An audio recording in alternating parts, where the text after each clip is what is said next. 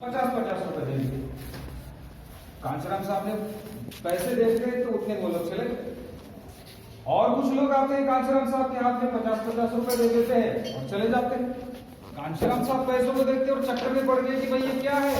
मैं तो लोगों से 1-1 रुपया, 2-2 रुपया, 5-5 रुपया, उस जमाने में 50 रुपए बहुत होते थे। लोगों से 10-10 रुपए मांगता हूं तो बहुत देर लगा देते हैं। आज बगैर मैंने मांगे ये 50-50 रुपए कैसे दे रहे हैं। तो और कुछ लोग आए कांचीराम साहब के पास पैसे देने के लिए। साहब को जयवीन का और पैसे देने लगे। साहब ने उनके हाथ पकड़ लिए, भाई रुको, क्या मांग रहा है भाई, मैंने तो आप लोगों से पैसे नहीं मांगे, आप लोग डायरेक्ट 50-50 रुपए मेरे हाथ में दे रहे हैं, क्या मांग रहा है, क्या है। तो उन्होंने कहा साहब बगल वाली गली में कांग्रेस पार्टी वाले 1 वोट का 100 रुपया दे रहे हैं, 50 रुपए हमने रख लिया, 50 रुपए आपको दे रहे हैं अपनी सरकार बनाने के लिए। ये होता है कैडर। इसलिए हम लोग ये बिकना नहीं है, क्योंकि कांचीराम साहब ने कहा है ना हमें वाला समाज निर्माण करना है, तो ये उससे होता है। इसलिए उत्तर प्रदेश का जो समाज है, हमारे समाज के बीच में कांग्रेस पार्टी या कोई भी हो, वो जाते ही नहीं है पहली बात कि भाई ये कुछ भी करो, इनको कुछ भी करो, कितना भी पैसा दो, ये बिकेंगे नहीं। ये वोट हमारा पैसा तो ले लेंगे, लेकिन बटन से हाथी का दबाएंगे। साथियों, बस जाते जाते दूसरी बात आपसे कहना चाहूंगा। वीरेंद्र साहब ने जो आप लोगों से कहा कि बामसेफ के बारे में जो बात आप लोगों से कही है कि बामसेफ किस तरह से टूटी, इसका मैं एक दूसरा उदाहरण भी आप लोगों को देना चाहूंगा। बामसेफ, माननीय साहब कांचीराम जी ने जब बामसेफ का गठन करने के बाद फिर कार्रवाई बढ़ता गया। जब DS4 के माध्यम से चुनाव लड़ा तो कांग्रेस घबरा गई। जम्मू कश्मीर में भी चुनाव लड़ा था, उससे कांग्रेस घबरा गई कि भाई तो इंदिरा गांधी ने ढूंढा कि भाई कौन है ये DS4 को चलाने वाला। तो बामसेफ का पता चला। तो बामसेफ का पता चला तो उनको खरीदने का प्रयास किया, बिके नहीं। वीरेंद्र साहब ने आपसे कहा बिके नहीं, तो कांग्रेस ने क्या किया, इंदिरा गांधी ने क्या किया, उन सारे जो ऑफिसर्स थे, क्लास 1 सुपर क्लास 1 सारे जो ऑफिसर्स थे, उन सबके ट्रांसफर कर दिया, तबादले कर दिया। अब इंदिरा गांधी को लगा बहुत अच्छा काम किया मैंने, अब इनका संगठन टूट जाएगा, तो कांचीराम साहब भी चिंता में पड़ गए। लेकिन बाद में कांचीराम साहब कहने लगे कि भाई इंदिरा गांधी ने मेरा बहुत सा काम इजी कर दिया, क्योंकि मैं जो चाहता था, मुझे तो पहले लगा था कि भाई प्रॉब्लम हो जाएगा, लेकिन जो लोग मेरे एक ही जगह पर बैठे थे सारे के सारे ऑफिसर्स, अब इंदिरा गांधी की वजह से सारे देश में फैल गए और सारे IAS ऑफिसर्स के सारे जितने भी ऑफिसर्स के तबादले हुए वहां से फोन कर रहे, अरे साहब मेरा बंगाल में बहुत अच्छा काम चल रहा है, साहब मेरा कर्नाटका में अच्छा काम चल रहा है। और तब साहब बोले कि अरे भाई मेरा मिशन तो एक ही जगह चल रहा था, लेकिन इंदिरा गांधी की मेहरबानी से पूरे देश में शुरू हो गया। तो देश में शुरू हो गया था। तो तब जब बहुजन समाज पार्टी बनाई, उसके बाद फिर राजीव गांधी घबरा गया, इंदिरा तो चली गई, तो इंदिरा का मेमना बाकी था। साहब कांचीराम जी मेमना कहते थे राजीव गांधी को। तो इंदिरा गांधी का बच्चा ये रहेगा, तो वो घबरा गया कि भाई कांचीराम साहब की पार्टी तो मुझे खत्म कर देगी। और कांचीराम साहब को फिर बड़े बड़े लालच दिए कि भाई हम आपको कांग्रेस का राष्ट्रीय अध्यक्ष बनाते हैं, हम आपको राज्यसभा का मेंबर बनाते हैं, आखिरी में फिर बात नहीं बनी तो हम आपको देश का राष्ट्रपति बना देते हैं, राष्ट्राध्यक्ष बना देते हैं। फिर भी कांचीराम साहब बिके नहीं। कांचीराम साहब ने कहा कि भाई मुझे तो बाबा साहब ने राष्ट्रपति राष्ट्राध्यक्ष बनने के लिए नहीं कहा है, मुझे तो प्रधानमंत्री बनने के लिए कहा। तो साथियों, लोग बिके नहीं, कांचीराम साहब बिके नहीं, लेकिन कांचीराम साहब ने दिग्विजय सिंह पर जिम्मेवारी सौंपी, जो मध्य प्रदेश का मुख्यमंत्री था, उसको कहा कि कुछ भी कर, लेकिन कांचीराम का संगठन तोड़ और ये 5 करोड़ रुपया रख। 5 करोड़ रुपया उसके पास दिया कि संगठन को तुम्हें तोड़ना है। तो कांचीराम साहब को खरीदने गया तो कांचीराम साहब तो बिक नहीं रहे थे। तो फिर कांचीराम साहब के बाद के लोग कौन हैं, उनको खरीदो। तो फिर DK खापर्डे सबसे पहला बिकने वाला आदमी, DK खापर्डे सबसे पहला बिकने वाला आदमी। उस दौरान ये सब कुछ तो महाराष्ट्र में ज्यादा हो रहा था, ये सूत्र जो है ज्यादातर महाराष्ट्र से हिल रहे थे। तो महाराष्ट्र के लोगों के पास उस दौरान 50-50 हजार रुपए उनके बैंक के अकाउंट में जमा हो गए, इकट्ठा हो गया, पैसा इकट्ठा हो गया। तो 50-50 हजार उनके नाम पर कैसे हो गए? क्योंकि वो लोग तो ऐसे थे कि उस दौरान कितना वहां पर उनकी सैलरी थी, 200 रुपए, 300 रुपए, 400 रुपए, 500 रुपए, 700 रुपए, 1000 के ऊपर भी कोई पहुंचता नहीं था। इतनी सैलरी थी, जिन्होंने 10,000 भी इकट्ठा नहीं देखा था, वो लोग डायरेक्ट वहां पर 50-50 हजार रुपए उनके अकाउंट में कैसे आ गए? वो लोग बिक गए। बीके खापर्डे ने फिर उसको उस दिग्विजय सिंह के माध्यम से बहुत से लोगों को तोड़ा, फिर 110 लोगों को तोड़ा पैसों के माध्यम से, फिर ऐसे तोड़ते तोड़ते फिर वो संगठन तोड़ने में पूरा उसने वहां पर दिमाग लगा दिया। और उसके बाद जब कांशीराम साहब को पता चला कि ये आदमी तो ऐसा कर रहा है, तो कांशीराम साहब ने खापर्डे से कहा कि भाई तू अगर ऐसा कर रहा है, उसकी कांग्रेस की तरफ बिक गया है। कांशीराम साहब पर इल्जाम लगा रहा था, आप ये पद है वो पद है, ये पद तो सिर्फ नाम मात्र थे, क्योंकि सबका मानना यही था कि सारे पदों पर माननीय साहब कांशीराम जी रहे, क्योंकि दूसरा कोई काबिल तक नहीं था। तो कांशीराम साहब को जनता की तरफ से, लोगों की तरफ से कहा गया, साहब बामसेफ के भी संस्थापक अध्यक्ष आप ही रहेंगे, आप बीएसपी के भी अध्यक्ष आप ही रहेंगे। तो कांशीराम साहब को रहना पड़ा, लोग कहते थे। लेकिन जब ये डीके खापर्डे बिक गया तो बहुत से लोग उसके साथ चले गए। एक ऐसा लड़का भी उसके साथ था, तब जवान था, तो वो सिर्फ उसकी बात मानता था। कांशीराम साहब के कैडर तो उसने अटेंड कर लिए, लेकिन बात उस डीके खापर्डे की मानता था, क्योंकि वो खापर्डे उसको पैसा देता। तो खापर्डे ने क्या किया, बामसेफ के नाम से ही कैडर कैंप और अपने प्रोग्राम शुरू कर दिया और पैसा बटोरता रहा। जब कांशीराम साहब को पता चला कि भाई ये तो बामसेफ के नाम से पैसा बटोर रहा है, अब लोगों का विश्वास था कि भाई यही आदमी खापर्डे आता था और इसको पैसा दिया मतलब कांशीराम साहब के पास पैसा पहुंच जाता। तो लोग आंखें बंद करके कांशीराम साहब के लिए पैसा देते थे, तो खापर्डे वो पैसा रख लेता था। तो कांशीराम साहब को जब पता चला कि ये ऐसा कर रहा है, तो साहब कांशीराम जी ने उससे कहा कि भाई एक काम कर, तू कांग्रेस के साथ बिक गया है तो हमारे संगठन का इस्तेमाल क्यों कर रहा है? बामसेफ के नाम का इस्तेमाल कर मत कर, तेरा कांग्रेस का इस्तेमाल कर या कोई और संगठन बना ले, हमारे बामसेफ का इस्तेमाल मत कर।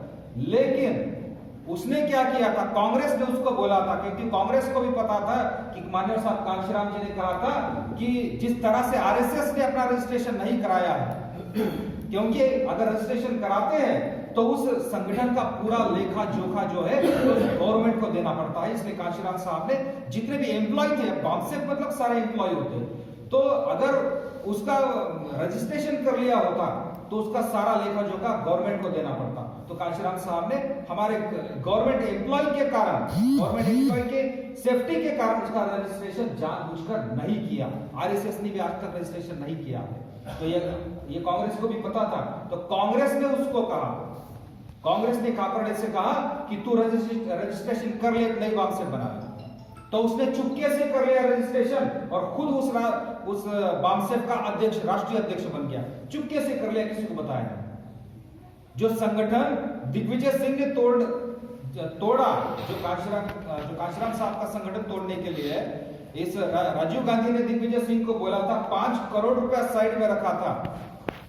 तो जो मुख्य लोग थे, ये सारे के सारे लोग कितने में बिके? केवल 16 लाख रुपए। 5 करोड़ जिनके लिए खरीदने के लिए रखा था, वो 16 लाख रुपए में बिक गए और 11 लोग थे जो 16 लाख रुपए में बिक गए, जो मेन थे उस समय। तो कांशीराम साहब का संगठन उसने तोड़ने का पूरी तरह से प्रयास किया, उसने रजिस्ट्रेशन कर लिया। और जब कांशीराम साहब ने लोगों को भेजा वहां पर कि भाई तुम मेरे संगठन का इस्तेमाल मत कर, तब उसने कहा, अपना सर्टिफिकेट दिखा दिया रजिस्ट्रेशन का, ये देखिए भाई बामसेफ संगठन तो मेरा है, मैं इसका राष्ट्रीय अध्यक्ष हूं, कांशीराम साहब का कोई संबंध नहीं। तो जब ये बात कांशीराम साहब को पता चलती है कि इसने रजिस्ट्रेशन कर लिया, तो कांशीराम साहब को बहुत दुख हुआ। साहब को लगा कि मैं जिस संगठन का रजिस्ट्रेशन नहीं करना चाहता था, वो तो इसने कर दिया। इस तरह से ये लोग वहां पर बिक गए। उसने फिर जब लोगों को पता चला जो उसके साथ बिके थे, साहब ने जैसे नाम लिया, तेजिंदर सिंह जल्दी, वो बोरकर, खापर्डे, ये सारे के सारे जो थे, अब ये एक हो गए। अब इनको पता नहीं था कि इसने रजिस्ट्रेशन कर लिया, लेकिन जब इसको पता चला उन लोगों को कि राष्ट्रीय अध्यक्ष ये बन गया है, अब उसके साथ अब धोखा, जिसने धोखा दिया है धोखेबाज के साथ धोखेबाज ही जुड़ेंगे ना। तो उन सब ने कहा कि हमें राष्ट्रीय अध्यक्ष तू नहीं चलेगा, तो वो नहीं चलेगा, तो वो लोग उसके पास से टूट गए और उन्होंने अलग से रजिस्ट्रेशन कर लिया और खुद राष्ट्रीय अध्यक्ष बन गए, सब बन गए, अब खुद राष्ट्रीय अध्यक्ष बन गए।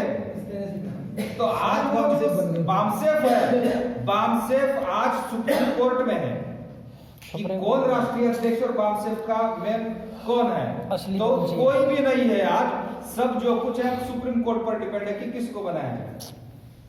और जब ये बन गए तो सारे लोग तो खापड़े को छोड़कर चले गए, लेकिन एक लड़का था जो खापड़े का चमचा था, धोखेबाज के साथ धोखेबाज ही था, उस लड़के ने क्या किया, उसका साथ दिया, उसके साथ कैडर वगैरह करता था, वो जो काम कहता था वो काम करता था। तो आगे चलकर उस लड़के ने क्या किया, उसका काम पूरा संभालता था, उस बामसेफ का सारा लेखा जोखा जो कुछ था उसका ऑडिट करना सब उसके पास था। उसने क्या किया, उसको धोखे में रखा और उस बामसेफ का राष्ट्रीय अध्यक्ष खुद बन गया, खुद बन गया। खापड़े की बीवी आज भी पुणे में जिंदा है, आप उससे जाकर कह सकते हैं, पूछ सकते हैं, क्या नाम था उसका, नाम बताता हूँ मैं आपको, बताता हूँ ना। वामन मेश्राम। तो उस लड़के ने धोखा दिया उस खापड़े को और राष्ट्रीय अध्यक्ष बन गया, और राष्ट्रीय अध्यक्ष बनने के बाद खापड़े का उसने गेम किया और खापड़े को खत्म कर दिया, और धोखेबाज के साथ धोखा देने वाला आदमी है वामन मेश्राम। ये वामन मेश्राम है, आज वो बामसेफ ऐसे चला रहा है। अगर आप खापड़े की बीवी को जाकर अगर पूछेंगे कि भाई खापड़ इस मेश्राम के बारे में क्या कहोगे, तो ये वो कहती मेरे पति का कातिल है, मेरे पति का संगठन बर्बाद किया इसने, खत्म किया इसने। और वो मेश्राम, जो मेश्राम पहले कहता था, कांशीराम साहब ने तो अपना जीवन सार्वजनिक कर दिया था ना पूरी तरह से, और जिसका जीवन सार्वजनिक होता है उसका खुद का अधिकार उस पर नहीं होता है। भाई कांशीराम साहब की शादी जो है तो उस जमाने में एमएलए की बेटी के साथ, कांग्रेस के एमएलए की बेटी के साथ होने वाली थी, लेकिन वो मंगनी कांशीराम साहब ने तोड़ दी, सगाई हो गई थी। कांशीराम साहब ने शादी नहीं की, उस लड़की को मिले। मैं भी कांशीराम साहब के गांव हमेशा जाता हूँ, वहां पर रहता हूँ हमेशा, उस गांव में भी गया हूँ। उस कांशीराम साहब के जो फ्रेंड थे उस जमाने में, जिन्होंने कहा कि भाई कांशी तू उस लड़की से मिल ले और अपना जो प्रॉब्लम वो बता दे। तो कांशीराम साहब वहां पर गए, उसको बताया कि मेरा ऐसा प्रॉब्लम है कि अब मैं आपको समय नहीं दे सकता हूँ, अब मेरा जीवन जो है अब वो पूरे समाज का हो गया, मेरे परिवार, अब मेरा ये पूरा बहुजन समाज में आपको समय नहीं दे सकता। उस लड़की को उसके बाप को कांशीराम साहब ने समझाया, वो समझ गए। कांशीराम साहब ने अपना जीवन सार्वजनिक किया, लेकिन शादी नहीं की। लेकिन मेश्राम जब 60 साल की उम्र का होता है तब 28 साल की लड़की से शादी करता है, निशा 28 साल की लड़की से शादी करता है। क्या कहेंगे इस पर? दूसरी बात यह है, जहां धोखा, जब हम वर्मा जी और वीरेंद्र साहब, जब हम वहां उत्तर प्रदेश का जो विधानसभा का चुनाव था, हमारी मुलाकात तो बनारस में हुई, लेकिन मैं बनारस से पहले गोरखपुर में था। गोरखपुर के बहुत सी जगहों पर मेरी सभाएं थी, मेरे कैडर कैंप, सब कुछ ये चल रहा था वहां पर। मैं चिल्लूपार विधानसभा में तब था। उन विधानसभा में चिल्लूपार जो विनय शंकर तिवारी थे, दबंग नेता थे, अब चुनकर भी आ गए वो, उनके प्रचार में मैं वहां पर था चिल्लूपार विधानसभा में। तो एक कार्यकर्ता के घर हम बैठे थे बाहर आनंद में, 10-15 कार्यकर्ता थे, हम ऐसी चेयर वगैरह लगाई थी, सामने से एक सड़क जा रही थी और कुछ ऐसे पौधे वगैरह लगाए थे कि सामने वाले हम वहां बैठकर रास्ते पर क्या हो रहा है ये देख सकते हैं, लेकिन रास्ते वाले हम लोगों को नहीं देख पा रहे थे। ऐसे पौधे लगाए हुए थे फूल पत्ती के वगैरह। तो वहां पर 7-8 गाड़ियां आ गई, सामने 7-8 गाड़ी आ गई, जिस पर पूरा ये झंडा वंडा जो था तो बीजेपी का लगा हुआ, बीजेपी का लगा था। 7-8 गाड़ियों में से लोग नीचे उतरे, सारे लोग जो है बीजेपी का स्कार्फ पहना, गमछा जो है तो बीजेपी का डाल लिया अपने गले में। एक गाड़ी में से जो लोग उतरे, उन्हीं बीजेपी की गाड़ी में से बीजेपी का झंडा, उन्होंने अपने गले में नीले स्कार्फ डाले।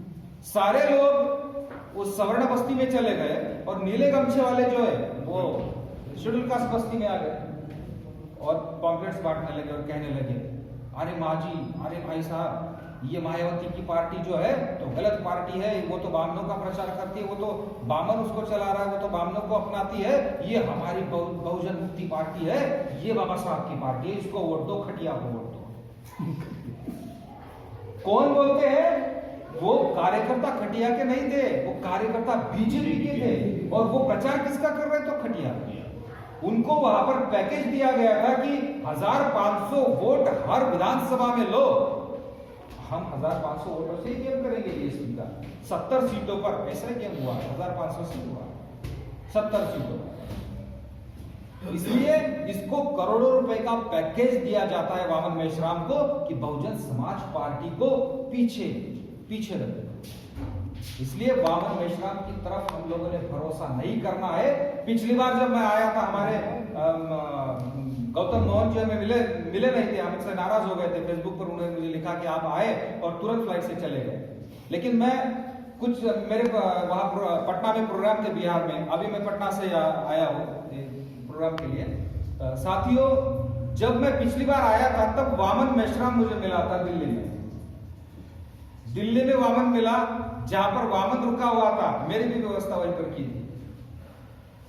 कुछ कार्यकर्ता मेरे साथ थे, कुछ कार्यकर्ता उसके साथ थे। जब मुझे पता चला कि वामन मेश्राम यहीं पर रुका है, वामन मेश्राम और हम 20-22 साल पुराने साथी हैं। वामन मेश्राम की रग रग से मैं वाकिफ हूं। वामन मेश्राम मेरे घर आता था, मेरे घर रहता था, खाता था, पीता था, सोता था। वामन मेश्राम और फिर वामन मेश्राम और हम आमने सामने आ गए। जहां पर रुके थे, जिस होटल में रुके थे, वो भी उधर से आया, मैं भी इधर से आया। उसका पॉम्पलेट जो था वो ऑलरेडी मैंने पढ़ा था। अब सामने आए, अब सामने आते हैं तो चलो भाई मूवमेंट का आदमी है, चलो भाई मैं मेश्राम जी कहता हूँ, आप मेश्राम जी जय भीम। तो बोला जय भीम, बस हाथ में हाथ मिलाए। हाँ बस मैंने भी कहा भाई मेरा भी प्रोग्राम था यहाँ। उसने कहा मेरा प्रोग्राम है, निकलता। हम निकल रहे थे, उतने में उसके साथ एक कार्यकर्ता था, उसने उसका पर्चा मेरे हाथ में थमा दिया, पॉम्पलेट। मुझे भी अब मिल गया वहां कारण। जैसे पर्चा थमाता है मेरे पास तो मैं पढ़ता हूँ। अरे तो मैं पूछता हूँ वहां पर, अरे वामन जी ये क्या है? ये खापरडे कब से वामसेप का संस्थापक बन गया? तो वो वहां लिखा था ना डिटेल, खापरडे संस्थापक अध्यक्ष। मैंने पूछा ये खापरडे कब से संस्थापक अध्यक्ष बन गया? इसी लैंग्वेज में सारे लोगों के सामने। उसके साथ जो लोग थे मेरी तरफ देखने लगे कि ये मेश्राम जी कह रहा है और ये खापरडे को ऐसा बोल रहा है, खापरडे कब से बन गया? वो चक्कर में आगे डायरेक्ट मेश्राम से कह रहे। और मेश्राम ऐसा हो गया कि अरे नहीं मुझे टाइम हो रहा है, हम चलते बाद में बात करेंगे। मैंने कहा अरे मेश्राम जी बताइए तो सही है क्या? अरे बाद में बात करेंगे, बाद में बात करेंगे। तो वो लोग हमें ऑब्जर्व कर रहे हैं, मेरे साथ जो लड़के थे वो भी मुझे ऑब्जर्व कर रहे हैं, और उनके साथ जो लड़के वो भी मुझे ऑब्जर्व कर रहे हैं। वो निकल गया। लेकिन बाद में शाम को जो लड़के उसके साथ थे उनका मुझे फोन आया। मैंने और उससे बात की। जब मेश्राम और मैं आमने सामने थे तब मैंने उससे बात की और कहा कि भाई अगर मेश्राम जी, वामसेप का संस्थापक कौन है? वामसेप किसने तोड़ी? वामसेप कैसे बनी? वामसेप फोड़ने का जिम्मेवार कौन है? वामसेप में कौन बिका हुआ है और कौन वामसेप को डसा हुआ नाग है? जरा इस विषय पर आज हम दिल्ली में हैं, आप भी दिल्ली में, हम भी दिल्ली में हैं। चलो दिल्ली में हम हमारे ही सोशल मीडिया को बुलाते हैं, हमारे ही लोगों की मीडिया को बुलाते हैं, हमारी पार्टी के, हमारे समाज के, और उस मीडिया के सामने लाइव हो जाने दीजिए पूरी दुनिया में कि चलिए वामसेप पर आपके साथ मेरा डिबेटिंग, मेरी चर्चा हो जाए। चलिए करते हैं, शाम को करते हैं, आपका प्रोग्राम खत्म होने के बाद, मेरा प्रोग्राम खत्म होने के बाद। तो बोलता है अरे नहीं मैं आपको बताता हूँ, मैं चलता हूँ भाग। तो वो लोग ऑब्जर्व कर रहे थे, उनका मुझे शाम को फोन आया। उन्होंने कहा कि साहब हमने बहुत बार मेश्राम को सिक्योरिटी दी है, उसके साथ रहे हैं, लेकिन जिंदगी में पहली बार मेश्राम को ऐसे कंफ्यूज होते हुए देखा है और भागते हुए देखा है, आपसे पीछा छुड़ाते हुए देखा है। लेकिन जो मुद्दे आपने बोले उसका चेहरा हमने वहां पर भाप लिया, वो बिल्कुल गड़बड़ा गया था। क्या हुआ? तो हम आपको पूछना चाहते हैं, हम आपसे पूछना चाहते हैं ये जो विषय है हमें डिटेल बताइए। तो हमने उनसे कहा कि भाई ठीक है आ जाइए मिलने के लिए। वो लोग आ गए मिलने के लिए। डिटेल मैंने लगभग, वो मेरे पास बैठे तो लगभग 4-5 घंटे कहां गुजर गए वो भी पता नहीं चला। तो डिटेल जब उनको बताया तो सारे के सारे आज नफरत करते हैं वामन मेश्राम से, क्योंकि पूरे विद प्रूफ मैंने बताया कि किस तरह से वामसेप को डसा हुआ नाग है। अगर तभी 1986 में अगर ये आदमी नहीं बिका होता, ये डीके खापड़ नहीं बिका होता, इतने लोगों के साथ अगर ये नहीं ले जाया होता, वामसेप को इतना बड़ा नुकसान नहीं पहुंचाता, तो आज ये ये मोदी नाम की किस चिड़िया का नाम है हम लोगों को पता भी नहीं होता, क्योंकि 1990 और 95 के दशक के दरमियान ही देश के प्रधानमंत्री माननीय साहब कांशीराम जी बन जाते हैं। ये मोदी की चिड़िया का नाम है, ये आरएसएस क्या है हम लोगों को, नए लड़कों को पता भी नहीं चलता, खत्म कर दिया होता। लेकिन ये खापड़े बिक गया था, उसके साथ ये वामन मेश्राम बिक गया था, और बाकी ये फिर सारे लोग वहां पर बिक गए। इनकी वजह से ये मूवमेंट को डसने का काम इन लोगों ने किया। इसलिए साथियों, ये मेश्राम किस खेत की चिड़िया है, किस खेत की मूली है, ये हम लोगों को पता है। अगर कहीं पर ये मेश्राम मिल जाए तो उसको यही बताना कि भाई चलो बामसेप के विषय पर जरा डिबेटिंग कीजिए, हमारे सूर्यवंशी जी से डिबेटिंग कीजिए, वर्मा जी से डिबेटिंग कीजिए, वीरेंद्र जी से डिबेटिंग कीजिए, जितने भी मान्यवर साहब बैठे जिनको बामसेप का इतिहास पता है उनसे डिबेटिंग कराए उनका। मैं तो हमेशा दिल्ली में नहीं रहूंगा, आप लोग दिल्ली में हैं। इसलिए साथियों, आप सभी से यही अनुरोध है, और आज ऐसा समय आ गया है कि हम लोगों ने पूरी तरह से अपने आप को पूरी तरह से झोंक देना है इस चुनाव के लिए, पूरी तरह से झोंक देना है। क्योंकि जिस समय का हम इतने सालों से इंतजार कर रहे थे वो घड़ी आ रही है, आज आ रही है वो घड़ी। हजारों सालों की गुलामी का इतिहास अगर हमारे पास है, अगर हमको इन लोगों ने धुतकारा है, ठुकराया है, लेकिन आज ऐसी सिचुएशन आ गई है कि हम लोगों को अति शूद्र मानते हैं ना ये लोग, अति शूद्र, वर्ण व्यवस्था से भी बाहर। शूद्र मतलब ओबीसी होता है, हम तो अति शूद्र है ना, एससी कम्युनिटी जो है वो अति शूद्र है। अति शूद्र में भी अति शूद्र महिला होती है, जो मनुस्मृति के हिसाब से कहेंगे तो अति शूद्र से भी अति शूद्र महिला इस मनुस्मृति को पूरी तरह से खत्म करके अगर इस देश की प्रधानमंत्री बनने जा रही है, राजा बनने जा रही है, ऐसी अपॉर्चुनिटी, ऐसी गोल्डन अपॉर्चुनिटी हमारे समाज में कभी नहीं आने वाली है। आज लालू प्रसाद यादव कहता है कि बहन मायावती प्रधानमंत्री बनेगी, उधर से देवेगौड़ा ने भी नारा दिया था कि बहन मायावती प्रधानमंत्री बनेगी। साउथ का सुपरस्टार वो अभी कल परसों पवन मिलता है, पवन कल्याण, रजनीकांत का भाई, वो कहता है बहन मायावती प्रधानमंत्री। केजरीवाल भी हम लोगों को समर्थन देने के लिए तैयार है। सारे के सारे नेता जो जिनकी हमारी परछाई भी जिन लोगों को नहीं चलती थी, आज वो भी कह रहे हैं बहन मायावती प्रधानमंत्री बन सकती है। तो हम लोगों ने क्यों पीछे रहना, क्यों पीछे रहना हम लोगों ने? इतने सारे कत्तावार नेता अगर कह रहे कि बहन मायावती प्रधानमंत्री बनने जा रही है, क्योंकि 80 सीटें हैं उत्तर प्रदेश की। अगर ईमानदारी से वहां पर पूरी तरह से चुनाव होता है, आप जैसे लोग अगर सजग रहते वहां पर, कोई ईवीएम वहां पर मैनेज नहीं होने देते, किस तरह से हम वोट करते, वोटिंग के समय जो पर्ची निकलती है उस पर भी हाथी होना चाहिए, बटन के सामने वाली जो लाइट है उस पर भी हाथी के सामने वाली दबनी चाहिए। इस तरह का पूरी तरह से अवेयरनेस अगर हमारे लोगों में हम निर्माण करते, पूरी तरह से सजग रहकर अगर हम इस चुनाव को हम कंटेस्ट करते, यहाँ पर इसका प्रचार करते, तो ये मेरे साथियों उत्तर प्रदेश की 80 सीटें हैं, 2 सीटें बहन मायावती ने भीख में दे दी है। 2 सीटें इस देश का राजकुमार और महारानी जो कश्मीरी पंडित घराने से बिलोंग रखते हैं, एक अति शूद्र से भी अति शूद्र, अछूत से भी अछूत महिला ने इन ब्राह्मणों के 2 सीटें उनको भीख में दे दी है। इनको हजम नहीं हो रहा है ना, हजम नहीं हो रहा है। लेकिन जैसे वो कुछ नौटंकी कर रहे हैं तो बहन जी ने बस इशारा कर दिया अखिलेश को कि मुझे मिलने के लिए यहां से भी हमें कैंडिडेट देना है। तो घबरा गई कांग्रेस, बौखला गई कांग्रेस कि अगर बहन जी ने कैंडिडेट दे दिया रायबरेली अमेठी से तो कांग्रेस का पूरा सुपड़ा साफ हो जाएगा। उत्तर प्रदेश से मां बेटी की सीट पर भी डिपॉजिट जब्त हो जाएगी। गठबंधन की 80 सीटें बहन मायावती जीत सकती है वहां पर। इसलिए मेरे साथियों, हम सब ने आने वाला जो चुनाव है, चुनाव के लिए सारे काम हम लोगों ने भूलकर केवल एक ही काम करना है कि किस तरह से हमारा देश का प्रधानमंत्री बने। और प्रधानमंत्री बनने के लिए सांसद की जरूरत होती है, जो जिस क्षेत्र में रहता है। आप लोगों की ये जिम्मेवारी बनती है कि उस सांसद को चाहे कोई भी हो, बामन, बनिया, ठाकुर, मुस्लिम, कोई भी कैंडिडेट हो या एससी हो, एसटी हो, कोई भी हो, आप लोगों ने कैंडिडेट को नहीं देखना है, आप लोगों ने देखना है केवल बाबा साहब के हाथी को देखना है। बस आप लोगों ने इस तरह से काम मेरे साथियों ये करना है, समय का भी तकाजा है, वक्त का तकाजा है, वरना बहुत सी बातें आप लोगों के सामने मैं रखता। पूरे देश भर में मेरे कैडर कैंप चल रहे, बहुत बड़ी संख्या में हमने युवाओं को तैयार किया है। अब ज्यादा समय मेरा तो अभी बिहार में गुजर रहा है, सभी 5 राज्यों के चुनाव में भी मैंने वहां पर मेरे बहुत से प्रोग्राम हुए थे।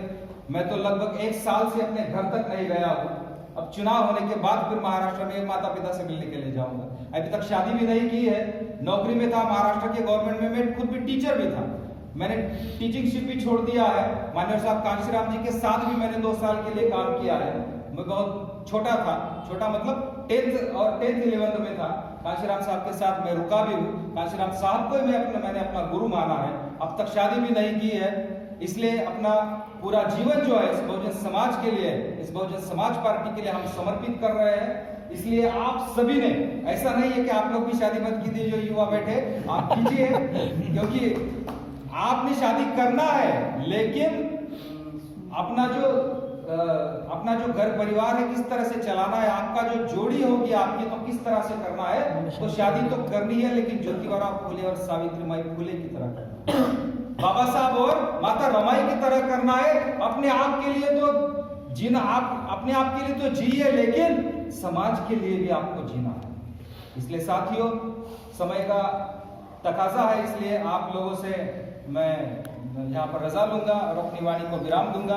फिर किसी दिन अगर जब फुर्सत रहेगी, हम अपना कैडर कैंप आपके पास देने के लिए जरूर आ जाएंगे। आप जब याद कीजिएगा सारे युवाओं के लिए, क्योंकि युवाओं का सबसे ज्यादा युवाओं को हम फोकस कर रहे हैं। तो साथियों, सारे युवाओं ने, सारे जितने भी मेरे साथी यहाँ पर उपस्थित है, सभी लोगों ने बस हाथी को जिताने के लिए आप सभी को जुट जाना है। बस यही बात आप लोगों से मैं कहता हूँ। जाते जाते शेयर के साथ अपनी वाणी को विराम दूंगा। साथियों, ये लोग हमारा वोट भी खरीदने के लिए आ सकते हैं, इसलिए हम लोगों ने ये लूटने के लिए भी आ सकते हैं या खरीदने के लिए आ सकते हैं। हम लोगों को डरा दे सकते हैं कि हमें नहीं, भाई इसे हाथी को नहीं, इसको वोट दो। इसलिए हम लोगों ने डरना नहीं है, लूटना नहीं है। इसलिए साथियों, डरो नहीं, लूटो नहीं, बिको नहीं, हौसला करो। डरो नहीं, लूटो नहीं, बिको नहीं, हौसला करो। तुम हुक्मरान बन सकते हो, फैसला करो। वाणी को विराम देता हूँ। जय भीम। सर एक बार नाम और नंबर बताएंगे। बृहद्रथ सूर्यवंशी। सर भीम आर्मी से भी आगाह कर दीजिए सर। भीम आर्मी का भी बता दीजिए। कांग्रेस उसी को हथियार बना रही है हमें को तोड़ने के लिए। बिल्कुल बताता हूँ। वंशी सर, आपका नंबर? बृहद्रथ सूर्यवंशी 98 जी 983433 3433 6114 6114। Thank you sir. Bhim Army का ऐसा है कि शब्बरपुर में, जहाँ का ये लड़का है, शब्बरपुर में, उस शब्बरपुर में भी मेरे प्रोग्राम हुए, उस सहारनपुर में भी मेरे कैडर कैंप हुए। वहां के जो लोग हैं उन्होंने भी मुझसे कहा है, जो युवा है, साथियों, ये जो झगड़ा था ना इसका, आज ये जो चमार का बोर्ड लगा है वहां पर घूमता है, ये झगड़ा जो उसका था वो निजी झगड़ा था। इस चंद्रशेखर का क्या उम्र थी उसकी? 22-23 साल का लौंडा था। आज कितना है? आज 25 साढ़े 25 साल का है, ज्यादा उम्र नहीं है इसे कैडर कैंप पता नहीं, इसे कांशीराम साहब का कैडर पता नहीं है, इसे कोई हमारे महापुरुषों का इतिहास पता नहीं, बस इधर उधर से पढ़ लिया, इधर उधर से सुन लिया। अब थोड़ा सोशल मीडिया में हाईलाइट हो गया तो अब बोलने लग गया है। लेकिन ये जो है अपनी बुलेट चलाता था और वहां पर जानबूझकर जो लड़के, अब 22-23 साल के लड़के अपनी अपनी मस्ती में रहते, अपनी जवानी में वगैरह वगैरह ऐसा कुछ, तो सामने वाले को वो राजपूतों के लड़के थे, इधर अपनी बस्ती थी, उधर राजपूतों की बस्ती थी। राजपूतों ने बड़ा सा बैनर लगाया था, एक बोर्ड लगाया था जिस पर महाराणा प्रताप जी की फोटो थी। अब महाराणा प्रताप हमारे लिए गलत थोड़ी है, वो महापुरुष थे, तो ठीक, अच्छी बात है, वे महापुरुष थे, उन्होंने बैनर लगाया, चलिए अच्छी बात है, उसका विरोध थोड़ी करना चाहिए। अब ये वहां से जाता था, उन लड़कों को देखता था, अपनी मूंछों को ताव देता था, बुलेट से ऐसे ऐसे करके उनको चिढ़ा कर वहां से जाता था, तो वो लोग भी चिढ़ गए। उन्होंने महाराणा प्रताप का बैनर लगाया तो उससे भी बड़ा बैनर इसने लगा दिया, द ग्रेट चमार। अरे भाई, अपनी जिंदगी कांशीराम साहब ने चमार से बहुजन की तरफ ले जाने के लिए लगा दी, और इस गधे ने कुछ बहुजन से चमार की तरफ लेकर आ गया। इसी तो पता चल जाता है इसी से कि कितनी बुद्धि है उसको। उसके और चक्कर में उसमें- और जातियाँ और वो हो जाती हैं कि ये तो चमारी करते रहते हैं, हमारी तो कोई बात ही नहीं होती है, कुछ नहीं होता। ऐसे होने लगा है। अब जो लोग अब सोशल मीडिया पर जो ज्यादा एक्टिव है, सोशल मीडिया पर, अब बहन जी सोशल मीडिया पर एक्टिव नहीं है। घेटर क्या आज कहा जाकर बहन मायावती ट्विटर चला रही है। सोशल मीडिया पर जो है तो वो छा गया क्योंकि उसको मीडिया ने उछाला। सोशल मीडिया ने भी उछाला, मीडिया ने भी उछाला, उसको भी उछाला। बीएसपी को काउंटर करने के लिए 3 लोगों को उठाया। गुजरात में गठबंधन होने जा रहा था, लेकिन वहां पर जिग्नेश मेवानी को उठा लिया और चंद्रशेखर को उठा लिया, और वो कन्हैया कुमार जो भूमिहार बामन है। अभी उसके कुछ दिनों पहले उसी की कॉन्स्टिट्यूंसी में मेरा प्रोग्राम था, मेरा बहुत बड़ी सभा थी मेरी वहां पर बेगूसराय में। बेगूसराय का लड़का है, भूमिहार ब्राह्मण है, जनेऊधारी भूमिहार ब्राह्मण, उसको मीडिया ने हाईलाइट कर दिया। अब रोहित वेमुला का मुद्दा हुआ तो रोहित वेमुला का खून होने के बाद पूरे भारत के हर यूनिवर्सिटी में आंदोलन हुए, लेकिन आंदोलन किन्होंने किए? आंदोलन के जो मुखिया थे वो सारे शेड्यूल कास्ट लड़के थे। लेकिन जब जेएनयू में आंदोलन होता है तो उसमें अपने लड़के तो थे ही, लेकिन ये भी आगे आ गया तो मीडिया ने पकड़ा उसको। अब रवीश कुमार जो है वो बिहार ब्राह्मण है। अब रवीश कुमार अच्छा आदमी है, मैं उसको गलत नहीं बोलूंगा, लेकिन अब जाति का थोड़ा तो लगा होता है। अब ये भी भूमिहार ब्राह्मण है और वो भी भूमिहार ब्राह्मण है, तो इसने क्या किया? उसको उठा दिया, और वो कम्युनिस्ट है, तो जैसे उसको उठाया वो फेमस होने लगा, तो कम्युनिस्टों ने सारे मीडिया को पैसा दे दिया, अरे हमारा लड़का है, उठा उसको। भूमिहार ब्राह्मण था इसके लिए उसको उठा लिया। आज जब वो जेल से बाहर आ गया, सब कुछ उसका फिक्स हो गया, उसको बिहार के बेगूसराय से लोकसभा का संसदीय क्षेत्र का टिकट भी वहां से मिल रहा है, वहां से वो चुनाव में लड़ने वाला है। और आज उसकी जुबान से रोहित वेमुला का नाम नहीं आता है। वो बहुत मोटी रकम उसको दे दी गई है कि रोहित वेमुला का नाम ही मत ले। किस पार्टी से मिल रहा है सब? वो तो कम्युनिस्ट है ना, उसकी पार्टी से, वो लाल बावटा वाला है ना, लाल सलाम करता है, उसकी पार्टी से उसको मिल रहा। तो इसको भी मीडिया ने उछाला, चंद्रशेखर को भी मीडिया ने उछाला। वो चंद्रशेखर आज किसकी गोद में जाकर बैठा है? कांग्रेस की गोद। वहां पर आप कितना नाटक आप देख सकते हैं। आज उसके प्रोग्राम किसके बाहर होते? उत्तर प्रदेश के बाहर। यूपी में कोई उसके प्रोग्राम नहीं लगाता, यूपी के बाहर होते। जब कल के दिन दूसरे दिन अगर ये मिलने जाती है, प्रियंका मिलने जा रही है उसको, प्रियंका गांधी, उसके अगली रात को अगले दिन वो खुद का लाइव करता, मीडिया ये मोबाइल सामने रखकर फेसबुक पर खुद का लाइव किया उसने और बात रखी बहुत समय तक। और जब प्रियंका गांधी उसको मिलने जाती है, आप फोटो में देखते होंगे, प्रियंका गांधी ऐसी पोज दे रही, मुस्कुरा रही है कि जब मानो उसके फिल्म की मैगजीन में उसको फोटो छपवानी है। कितना नाटक किया उन्होंने। और जो चंद्रशेखर वहां पर ऐसे सोया है, बिल्कुल आंखें मूंद कर पूरा ऐसा करके सोया। अरे भाई 2 दिन पहले तू बात करता है, भाषण करता है यहाँ पर सोशल मीडिया पर, और अब फोटो खिंचवाना है तो ऐसी फोटो उन्होंने वहां पर वायरल की कि वो ऐसे आंख मूंद करके सोया है। और प्रियंका गांधी मैंने तो कमेंट भी कर दिया था कि भाई प्रियंका जी नाटक कर रही है, आप अच्छी नौटंकी कर रही है, लेकिन नौटंकी जरा ठीक ढंग से तो करते। किसी सीरियस पेशेंट को आप देखने के लिए वहां पर गई है, अब वो बेचारा वहां पर बहुत अच्छी एक्टिंग कर रहा है बीमार होने की, तो आप भी वहां पर किसी बीमार का हाल पूछने के लिए गई है, तो जरा थोड़ा चेहरा तो मायूस कर लीजिए। वो तो बिल्कुल फिल्म की मैगजीन को पोज दे रही है ऐसे श्रीदेवी की तरह। इसलिए साथियों, ये जो नाटक है इनका, ये पूरी तरह से बिक गए हैं। भाजपा कांग्रेस ने इन लोगों को खरीद लिया है, क्योंकि कुछ भी हो बारी बारी से कांग्रेस और भाजपा चाहिए इन लोगों को, क्योंकि ये दोनों एक ही है, एक ही थैली के चट्टे बट्टे हैं ना।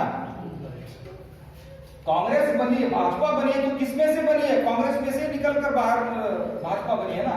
वो तो बहुत बड़ा इतिहास है, जनसंघ बना है वगैरह वगैरह। वो फिर कौन कैसे बाहर से निकला और क्या हुआ, जनसंघ का निर्माण कैसे हुआ, ये बहुत बड़े कैडर के आंदोलन की बात है।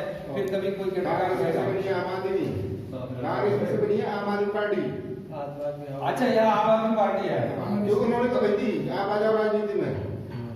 तो केजरीवाल से बोला था कि आप आ जाओ राजनीति में, हमारी जगह आप आगे बढ़ जाओ। हाँ। केजरीवाल ने बोला भी नहीं, निकल जाता जो मेन चीजें होती हैं सही बात है। कांग्रेस वालों ने तो देखा नहीं, वो तो बनिया है, बनिया है। शुरू हो जाएगी ना। वो तो बनिया है, उसको इस तरह से मीडिया ने उछाला। वो भी किसकी पैदाइश है? वो भी तो मीडिया की बढ़िया हो पैदाइश गया है। अब तो अन्ना बोलना उसने उठाया। जो वो तो मीडिया ने उठा लिया था। जो वो तो बोलना था महाराष्ट्र वो का अन्ना था।